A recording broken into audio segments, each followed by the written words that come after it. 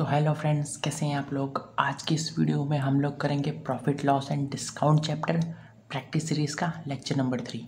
तो चलिए स्टार्ट करते हैं। देखिए पहला क्वेश्चन। अब shopkeeper bought 2 dozen of brushes at the rate of ₹10 per dozen.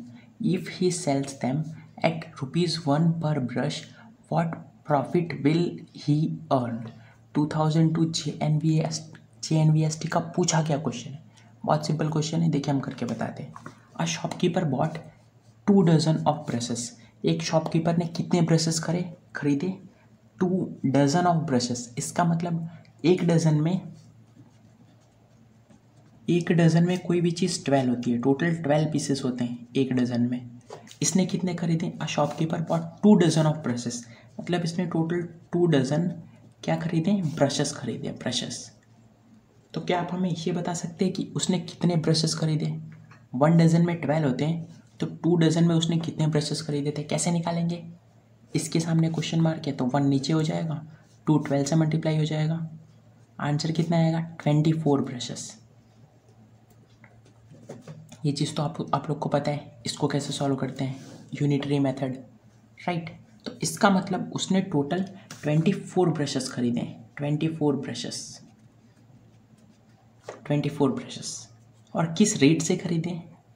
हमको ऐसा बोला गया है कि जब उसने एक डज़न ब्रशेस खरीदे तो उसको कितना रुपीस पे करना पड़ा? ₹10 पर डज़न, मतलब एक डज़न के लिए 10 रुपये। एक डज़न के लिए अगर 10 रुपये हैं तो 2 डज़न के लिए कितने रुपए होंगे? तो सिंपल है, 2 डज़न के लिए 2 × 10 हो जाएगा, तो 20 रुपये पे करने पड़े उसे एक डज़न के लिए।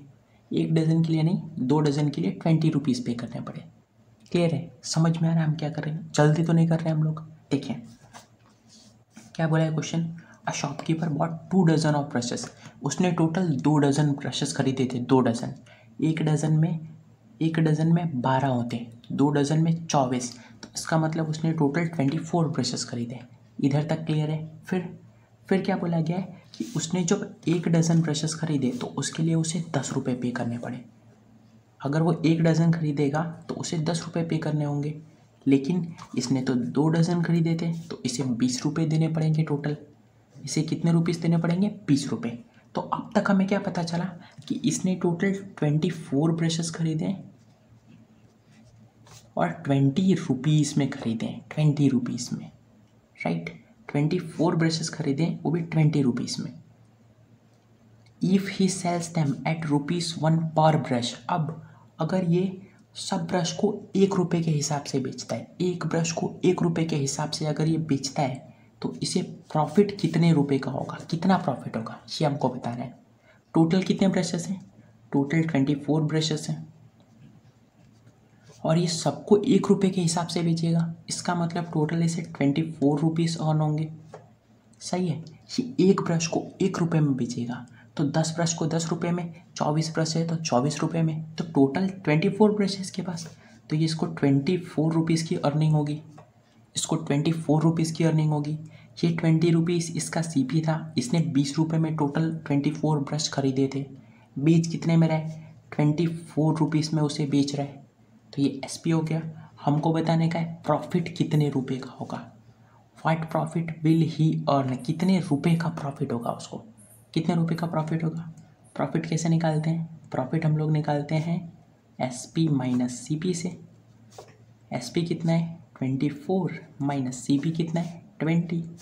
कितना आंसर आया? 4 रुपीज़। तो इसका मतलब उसे 4 रुपये का फ़ायदा होगा। कितने रुपए का? 4 रुपीज़ का। क्लियर है? क्वेश्चन समझ में आया? सिंपल था। चलिए करते हैं अब सेकेंड क्वेश्चन। देखिए 1 kg of sugar was bought for ₹80। 1 kilo जो शुगर होता है, शक्कर बोलते हैं जिसे हम, चीनी शक्कर।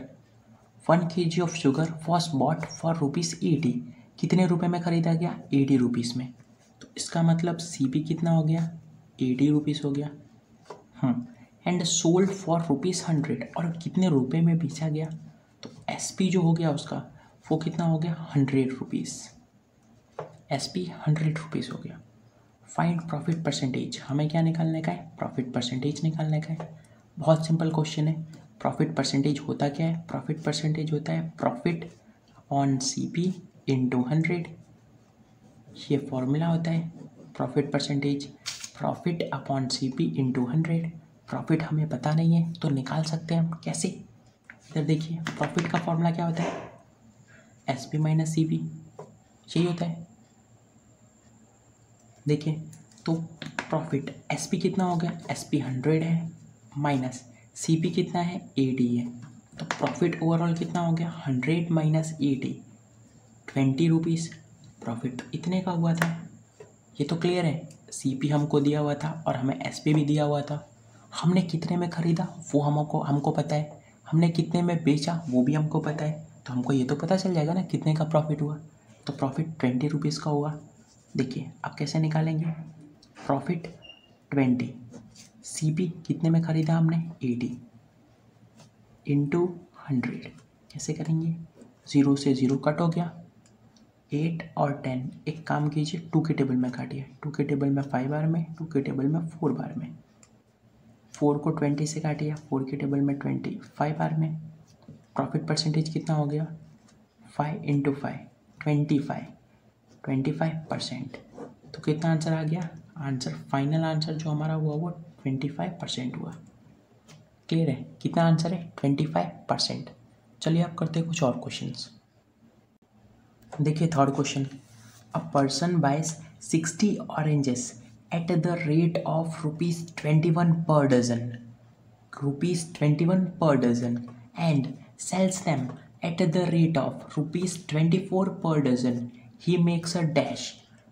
He makes a dash इसका मतलब या तो वो प्रॉफिट, उसको प्रॉफिट होता है या लॉस होता है। अगर प्रॉफिट होता है तो कितने का प्रॉफिट होता है, और अगर लॉस होता है तो कितने का लॉस होता है, ये हमें बताने का है। 2001 का पूछा गया क्वेश्चन है, बहुत सिंपल क्वेश्चन है। देखिए हम करते हैं। अ पर्सन बाइज 60 ऑरेंजेस, कितने ऑरेंजेस खरीदे उसने? 60 oranges, 60 oranges at the rate of ₹21 per dozen. देखिए ₹21 में उसने पर डजन, एक डजन क्या खरीदा? एक डजन उसने ऑरेंजेस खरीदे। एक डजन ऑरेंज खरीदे, इसका मतलब हम बोल सकते हैं कि उसने 21 रुपीज़ में 12 ऑरेंजेस खरीदे। अभी अभी हमने आपको बताया कि एक डज़न का मतलब 12 होता है। अब वो अगर वो एप्पल खरीद रहा है तो 12 एप्पल हो गया, अगर वो बनाना खरीद रहा है तो 12 बनानास हो गए, राइट। तो सेम इसी तरह 21 रुपीज़ में उसने 12 ऑरेंजेस खरीदे, 12 ऑरेंजेस। ये रेट था 21 रुपये में 12 ऑरेंज। उसने टोटल कितने खरीदे? 60 ऑरेंजेस खरीदे। ये रेट चल रहा है। 12 ऑरेंज अगर उसे खरीदने तो 21 रुपीज़ पे करना होगा। उसे टोटल कितने खरीदने? 60 ऑरेंजेस खरीदने। तो आप बताइए उसे टोटल पे करना कितना पर करना होगा, कितना पे करना होगा टोटल? कैसे निकालेंगे? इसके सामने क्वेश्चन मार्क, मतलब 12 नीचे, 21 मल्टीप्लाई हो जाएगा 60 के साथ। इसे कट कीजिए, 3 के टेबल में 12, 4 बार में, 3 के टेबल में 21, 3 के टेबल में 7 बार में, 4 के टेबल में 60 कब जाएगा? 4 के टेबल में 60 15 बार में, 15 7 जा कितना होता है? 15 7 जा मल्टीप्लाई कर लीजिए, 15 7 जा 105। कितना आंसर आया? 105 रुपीज़।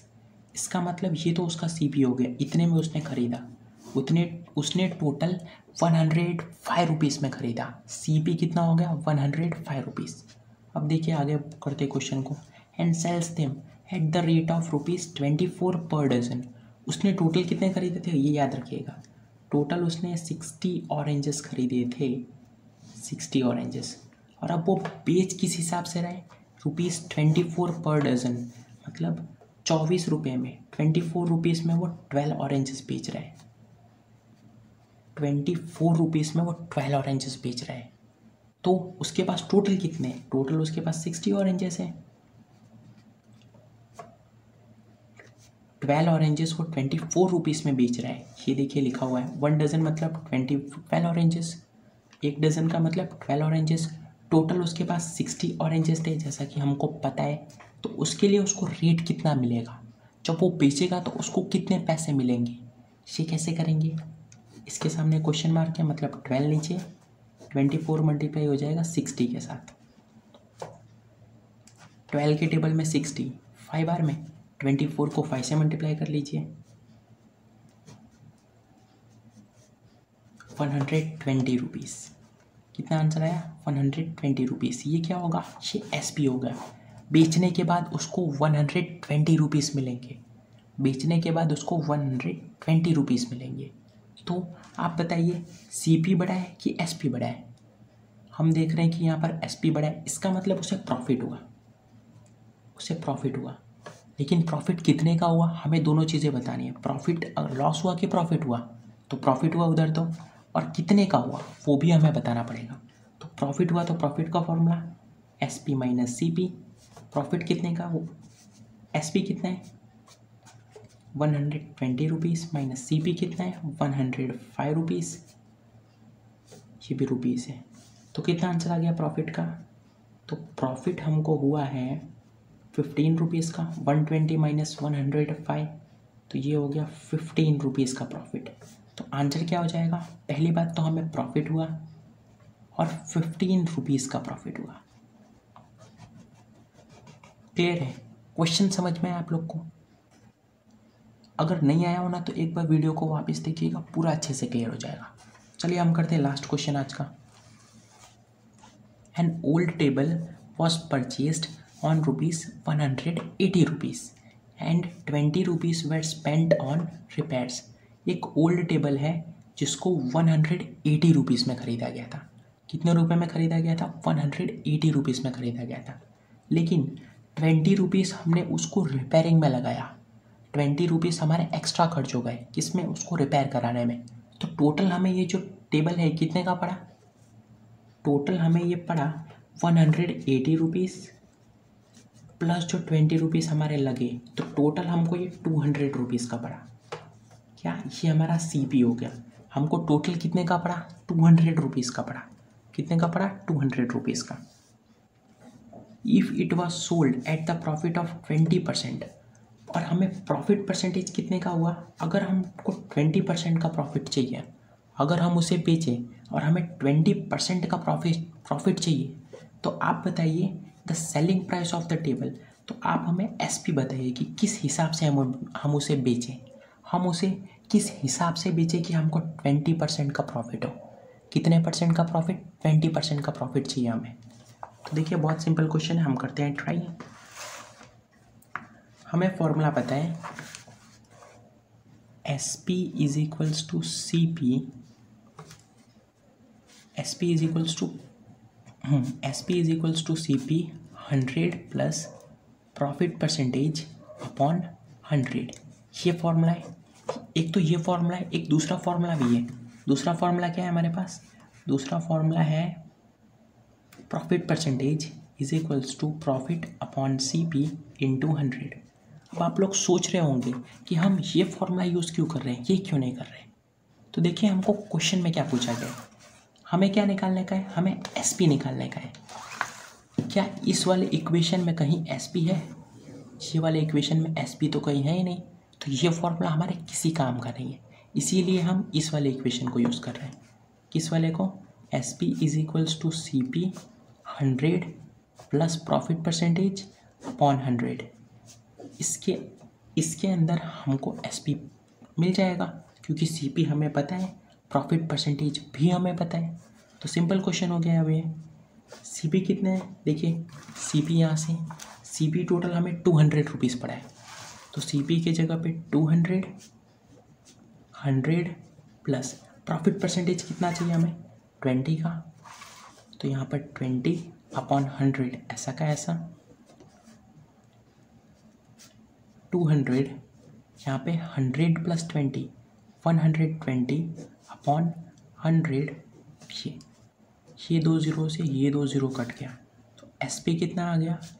2 को मल्टीप्लाई करना है 120 से, SP की वैल्यू आ गई 240 रुपीज़। कितना आंसर आ गया? 240 रुपीज़। क्लियर है? तो उसका जो सेलिंग प्राइस होगा, सेलिंग प्राइस वो होगा 240 रुपीज़। अब एक क्वेश्चन हम आपको देते हैं जो आपको होमवर्क में करना है। तो ये रहे वो 2 क्वेश्चंस। एक्चुअली हमने एक नहीं 2 क्वेश्चंस आपको होमवर्क में दिए। ये क्वेश्चंस को आप लोग को ट्राई करना है घर पे। अगर आप लोग को आ जाता है तो बहुत अच्छा है, अगर नहीं आता है और अगर आप लोग को सॉल्यूशन चाहिए तो आप लोग इसके बाद वाले जो वीडियो है ना, इसके बाद वाली वीडियो, ये लेक्चर 3 है, आप लोग लेक्चर 4 देखेंगे तो उसमें क्लियर हो जाएगा, उसमें हम इसे सॉल्व करा देंगे, राइट। तो ये दोनों क्वेश्चंस के आंसर आप चाहे तो कमेंट कर सकते हैं। और ये दोनों प्रीवियस ईयर क्वेश्चन है, ये 2000 में पूछा गया था, ये 1997 में। तो चलिए आज की इस वीडियो के लिए बस इतना ही, मिलेंगे नेक्स्ट वीडियो में, तब तक के लिए पढ़ाई करते रहिए, बाय बाय।